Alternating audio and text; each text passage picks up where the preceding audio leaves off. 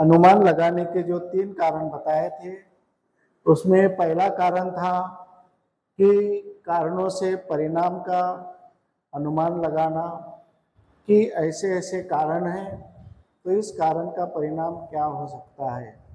दूसरा हमने बताया कि परिणामों से कारणों का पता लगाना, तो ऐसे परिणाम हमें दिखाई दे रहे हैं, तो इसके पीछे क्या कारण हो सकता है, इसको हमें जानना है। कारणों को पता लगाना जरूरी है। हमारे जीवन में एक आधी घटना घटती है, तो घटना घटने के बाद में हम उसके कारणों का पता लगाना चाहिए कि ये जीवन में ऐसी घटना क्यों घटी है। उसमें क्या हमारा स्वयं का दोष है या फिर किसी और की साजिश है, किसी और ने ये साजिश रखकर षड्यंत्र करके हमें फंसाने की कोशिश कर रहे हैं। इसका कारणों का हमें पता लगाना चाहिए। तो भारत में भी जो कई लोग साजिश करते हैं, षड्यंत्र करते हैं कि समाज में भाईचारा न हो, ये साजिश करते हैं। साजिश के तहत ये सब घटनाएं घटती है।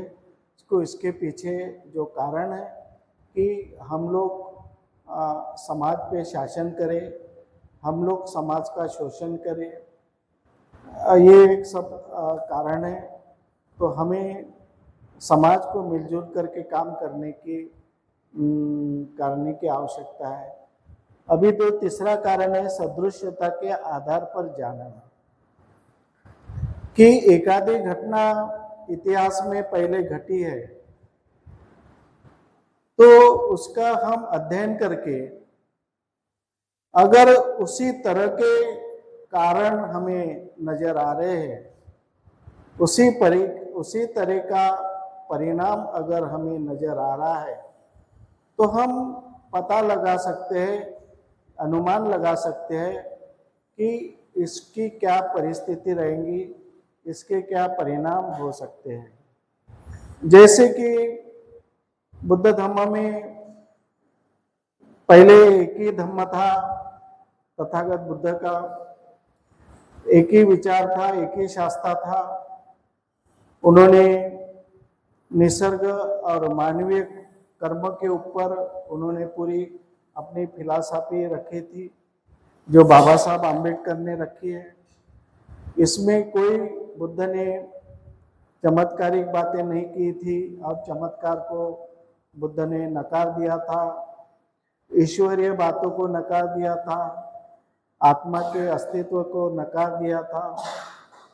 उसके बाद में 100 साल के बाद फिर धम्म संगीति हुई और उसमें विभाजन हुआ। तो इस पे हम तर्क लगा सकते हैं कि जब विभाजन हुआ तो विचारों में बंटवारा हो गया, धम्म में बंटवारा हो गया। जैसे धम्म में और विचारों में बंटवारा हो गया, वैसा लोगों में बंटवारा हो गया। देखो, लोगों में बंटवारा हो गया तो कोई खास बात नहीं है, लेकिन जब विचारों में बंटवारा होता है तो उससे ज्यादा संघर्ष बढ़ जाता है।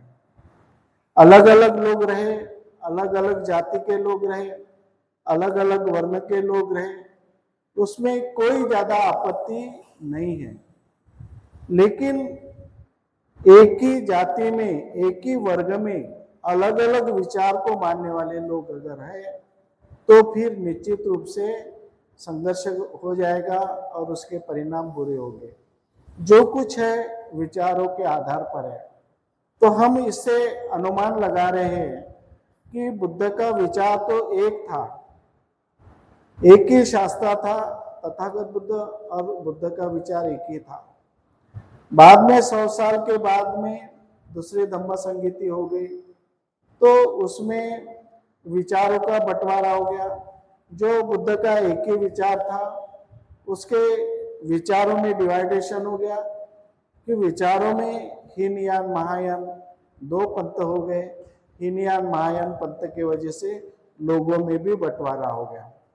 इससे सबसे बड़ा बंटवारा होने से नुकसान हुआ और वैचारिक मतभेद निर्माण हुए। उसके बाद में और संगठन टूटते गया तो सम्राट अशोक तक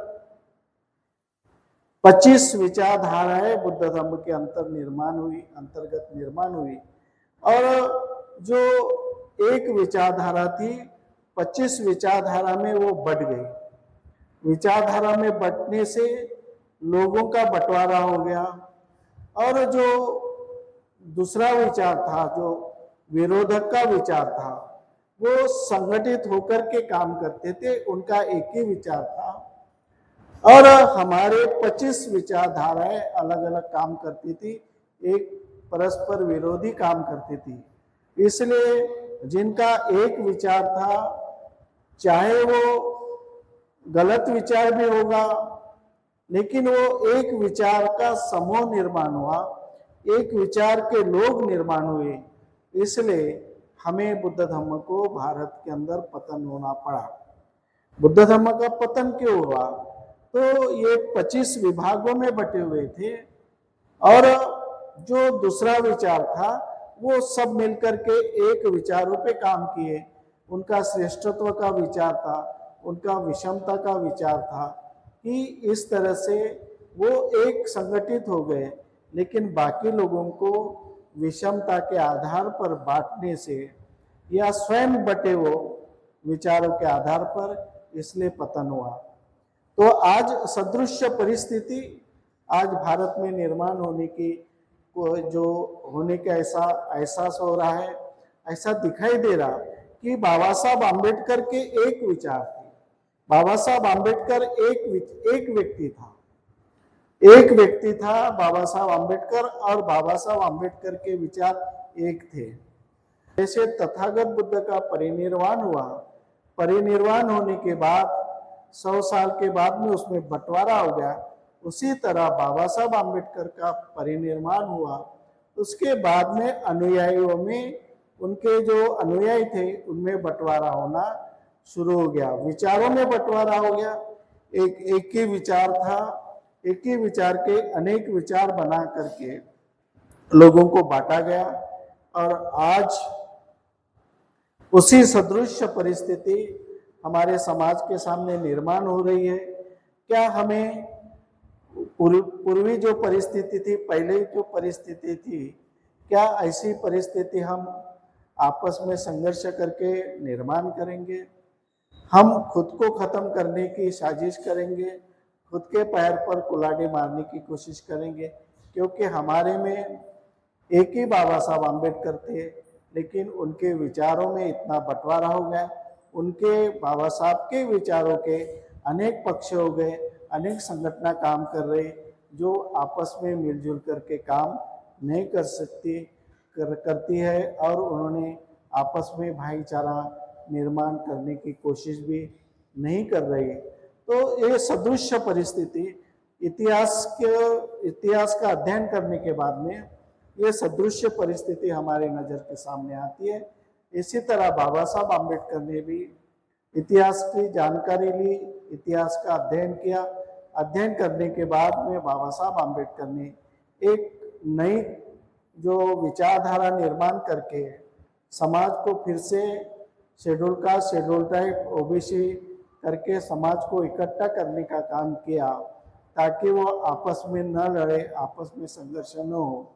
लेकिन अभी ऐसी परिस्थिति निर्माण होते हुए दिखाई दे रही कि फिर से जातियों में बंटवारा होगा, फिर जाति में संघर्ष होगा और जो हमारा समाज जो इकट्ठा काम कर रहा था, जो समाज शोषित समाज इकट्ठा होकर अपने शोषण का विरोध कर रहा था, वो शायद अभी अपने आपस में बंटवारा करके, आपस में अलग अलग करके, आपस में संघर्ष करके एक मेक को मिटाने का काम करेंगे। ऐसी जो परिस्थिति हमें नज़र आ रही है, तो ये सदृश्य परिस्थिति नज़र आ रही है, तो इसका भी हमें पता लगाना चाहिए कि इसका परिणाम क्या होगा। इसके ये सदृश्य परिस्थिति निर्माण हो रही है, इसके पीछे क्या कारण है और इसका परिणाम क्या होगा। इसके बारे में हमें पता लगाने की ज़रूरत है, ऐसा मुझे लगता है। तो हम ये सारी जो बातों का अध्ययन करने के बाद हमें इसका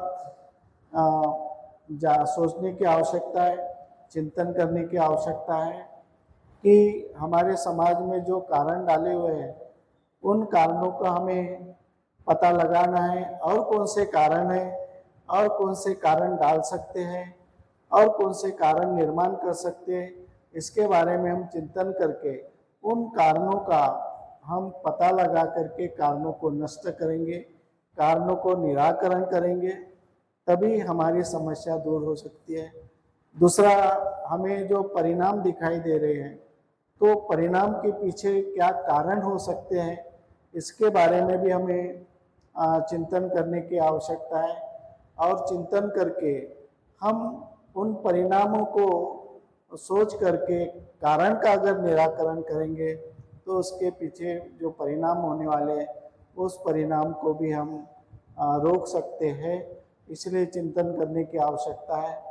उसी तरह से जो तीसरा जो विषय है कि सदृश्यता के आधार पर, तो हम भी इसके बारे में भी चिंतन करने की आवश्यकता है कि इतिहास की जो ऐसी परिस्थिति पहले हो गई थी, हमें विभाजित किया गया, फिर हमें शोषित बनाया गया, विभाजित करके हमारे टुकड़े टुकड़े करके हमको अस्पृश्य बनाया गया, हमारे पर बहुत ज़्यादती हो गई, हमारे ऊपर अन्याय अत्याचार हो गया, क्योंकि हम टुकड़े टुकड़े में बटे हुए थे और हमारे समाज में डर पैदा हुआ था, हमारे समाज में एक दहशत निर्माण हुई थी। अब दहशत के कारण, डर के कारण आज भी समाज में डर पैदा करने की कोशिश हो रही है, समाज में दहशत निर्माण करने की कोशिश हो रही है, समाज को डराया जा रहा है। तो ये भी इतिहास के आधार पर हमें चिंतन करने की ज़रूरत है।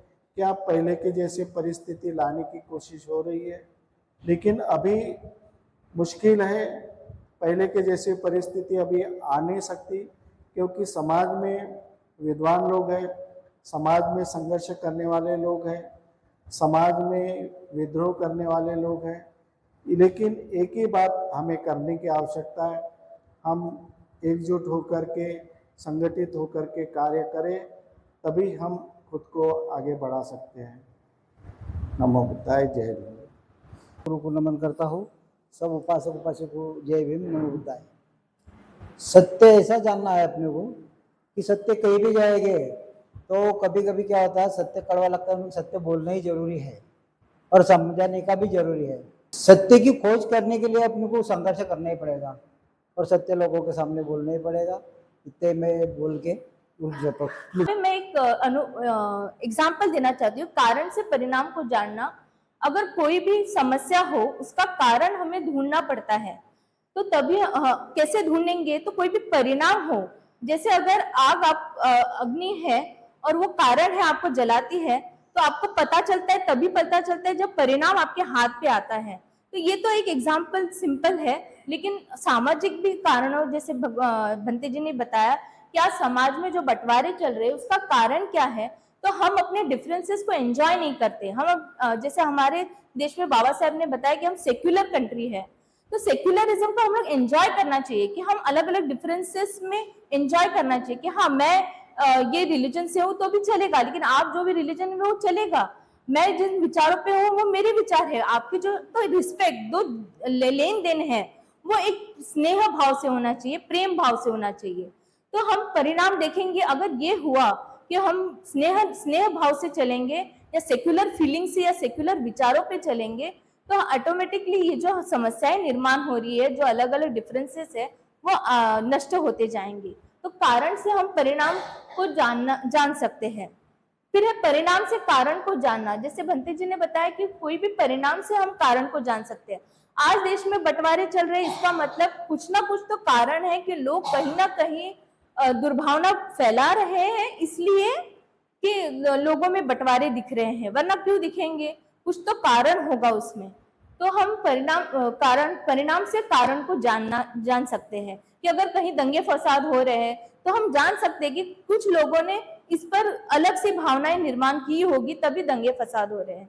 या नहीं तो अगर प्रेम भावना निर्माण करने के लोग आगे आएंगे तो हम देखेंगे परिणाम क्या होंगे, तो स्नेह भाव निर्माण होगा, सेक्युलर फीलिंग होगी, हमें इंडियन फीलिंग की भावना निर्माण हो जाएगी, या और हम लोग अपने डिफरेंसेस को एंजॉय करना सीखेंगे। सदृशता के आधार पर जानना, सदृशता जो हमें दिखता है, जैसे मैंने कहा ना, spirituality science is also about experiencing yourself, मतलब आप एक्सपीरियंस कर सकते हैं उसको, इसलिए सदृश होना चाहिए, कुछ भी अलौकिक चमत्कार नहीं, जो आपके अनुभव पे खरे उतरते हैं वो होना चाहिए। तो सदृश के आधार पर भी जानना, जो भी हम देखते हैं उसका परिणाम अगर हम कोई परिणाम देखते हैं तो उसके कारणों तक जाना चाहिए, और कोई कारण देखते हैं तो उसके परिणाम ऐसे ऐसे आ सकते हैं, हमें पता होना चाहिए। यही हमें भंते जी ने अभी अभी बताया है। बस इतना कह के मैं अपना 2 शब्द समाप्त करती हूँ। धन्यवाद। थँक्यू भंते।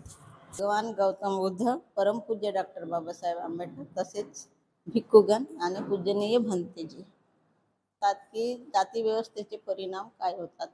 जाती व्यवस्था ही म्हणजे जसं आहे की ब्राह्मण, क्षत्रिय, वैश्य, शूद्र, अतिशूद्र ते तर आहेच, पण आपण अतिशूद्रामध्ये गणल्या गेलो। स्त्री ही अतिशूद्रात आहे आणि शूद्र, पण आपणही आपल्यामध्ये कशा म्हणजे जाती निर्माण करतो आपल्यात सुद्धा। जसं असं आहे की दोन आपले पूर्ण मुलं आहे, पण एखाद्याचं जसं दोघात भांडण निर्माण झालं तर आपण त्याचं कारण न शोधता जर आपण एखाद्याला बोललो आहे का नाही, पण आपल्या मनाला हे करून आपल्या मनाला म्हणजे सत्य समजून आपण पहिल्यांदा कारण शोधायला पाहिजे त्याचं, की आपण एखाद्याला काही बोलून दिलो, पण कारण शोधणं हे जरुरी आहे। हा, आणि परिणाम म्हणतात, परिणाम त्याचे परिणाम खूप, एखाद्याचं मधातलं घर जळलं समजा, पण आपण जळलं, परिणाम खूप झाला, पण कोणत्या कारणांनी जळलं किंवा काय जळलं ते आपण शोधणं हे जरुरी आहे। तेच बाबासाहेबांनी आपल्याला सांगितले की आपल्यामध्ये जे आपण जाती आहोत, पण आपण जातीत बाटले गेलो, पण आपल्यातही जसे वर्ण केलेले आहोत हे ते, जसे आता तुम्ही म्हटलेत की कुंपणाच्या बाहेर निघाल्यावर मग विचार बदलतात, तर आपले खरंच कुंपणाच्या बाहेर मग आपण आपल्यातच जाती निर्माण करून आपण दूर होतो। जसे एकत्र इथे जमले आहोत, पण तिथं आपण दूर होतो, आपण म्हणजे एकजुट होत नाही। सभी भंतेगणों को प्रणाम, सभी को मंगल कामनाएं। आज का जो विषय है सत्य को जानना। अब सत्य तो है ही नहीं, आज के ज़माने के मानस सत्य को जानोगे कैसे? हाँ? सत्य को जानना बोलने से यह आपके ऊपर निर्भर करता है कि आप किस बात को सच जानना चाहते हैं, किस बात को सच नहीं मानना चाहते। लोगों के बोलने के विचार से, किसी की विचारधारा के अनुसार वो जो बोल रहे हैं या वो जो बता रहे हैं उसका कुछ विश्लेषण करके उसमें से कुछ भाग निकाल के जो सत्य है उसका अनुसरण करना और उसके ऊपर अपन ने कार्यभार करना, ये सत्य है। और उस सत्य के जानना आज के तारीख में तो सत्य को जानना बड़ा कठिन काम है। सत्य अनुभूति के ऊपर है, अनुभूति के ऊपर ये सब है। उस लड़की ने जो बताया था कि ध्यान के अंतर्गत जब तक तुम्हारा मन एकाग्र नहीं हो सकता, जब तक तुम्हारा चिंतन और मनन बराबर नहीं रह सकता, आप सत्य को नहीं जान सकते। बाबा साहब ने जिस कारण से लोगों को इतना सत्य के बारे में बताया था कि लोगों में कुछ तो भी सुधार हो सके, कुछ परिवर्तन हो सके, कुछ लोग आगे बढ़ सके, लेकिन कुछ लोगों ने उस अभ्यास का बराबर ध्यान नहीं दिया और उसके दिशा पलट दी लोगों ने। जहाँ से लोगों को जितना ज़्यादा कुछ मिल सके, उनके अनुभव से उनको जैसा मिले वो, जिसमें न सुख है, न समाधान है, न तृप्ति है, न यश है, लेकिन फिर भी लोगों के सुखों के इसके जो परिणाम जो है अपने इसके, ये परिणाम की वजह से सारा ये होते जा रहे हैं। सबको मालूम है कि कौन सी चीज करना चाहिए, लेकिन जनरली लोग वो चीज कर नहीं रहे, और जो नहीं कर रहे वो लोग क्या कर रहे हैं, वो बिगड़ रहे या सुधर रहे, इसके बारे में कुछ करना नहीं है हमें। लेकिन हम में क्या परिवर्तन हो रहा है, हम में खुद में हम अपने आप को कैसा बदल सकते हैं, ये सब आपके ऊपर निर्भर है। ये सब बंटी जी ने जो भी बताया, इतना जो डेवलप करके बताया, इनका जो बताया, इनका जो बताने का तरीका है, ये किसी बंटी जी के पास अभी तक नहीं है। लेकिन इनका सुनना, देखो बंटी जी जितना अपने को इसके जो बता रहे हैं, ये सुनना और उसको अवगत करना भी बहुत बड़ा कठिन है। मैं चाहता हूँ कि आप मेरी भाषा में मैंने जो कुछ भी नहीं बताया, बहुत सी बात आप उसमें से समझ गए हैं, मैं बोल के हुए सर्वांना मैत्रीपूर्ण जय भी। सब्जेक्ट अपना सत्य को जानना है, और उसके 2 पॉइंट है, प्रत्यक्ष और दूसरा अनुमान। प्रत्यक्ष यानी आप जिसको सत्य के नजरों से देखते हैं वो प्रत्यक्ष हो, और जिसका अनुमान आप लगाएंगे वो आपके इसमें है कि आप किस अनुमान से देख रहे हैं या कैसे आप उसको वो समझ रहे हैं। उसके 3 कारण है। कारण से परिणाम को जानना। कारण से परिणाम को जानना है तो कारण ही हमें पहले जानना पड़ेगा, उसके बाद ही परिणाम उसके आएंगे।